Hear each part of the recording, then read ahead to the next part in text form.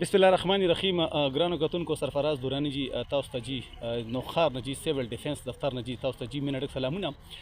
قدرمنو که هر ادارې جی که تاسو د خدمات ګوري نو خدمات جی چانه پټ نه دي او خاص کل که د سیول ډیفنس جی او داسې اداره ده که د دې خدمات جی هر ځای کې چې کوم دی پیش دي.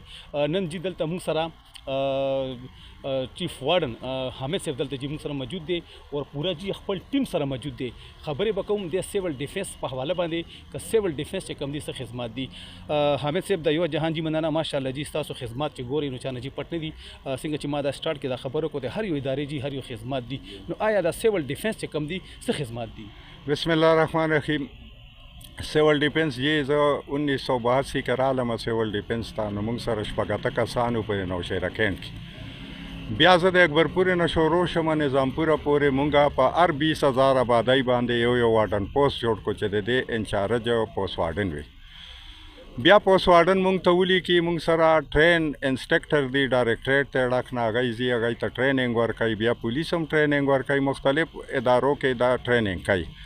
زه خپل یو ټرین سړی ما او دا جی څومره وخت پس ټریننګ کیږي؟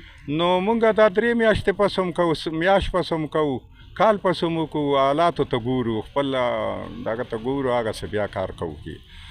نو دا که زلزله وشي 2005 وانو کاغان نارانه پورې ما سره خلک لاړو پاک پوچ سره د ما خدماتو.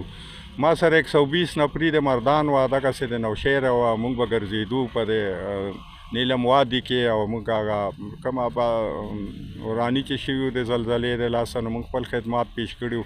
که 2010 کې بیا هغه سوات متاثرین راله دهشتګردۍ هغه کنه اپریشن کېدو نو هغه موږ ځای کړي وو په سکولونو کې په دغه کې. نو دې کې 105 نفرې 4 میاشتې وه. که کرونا وشوه په هغې کې موږ 3 میاشتې خدمات دی کلي په کلي پیش کړه، لګایي مهمه کو.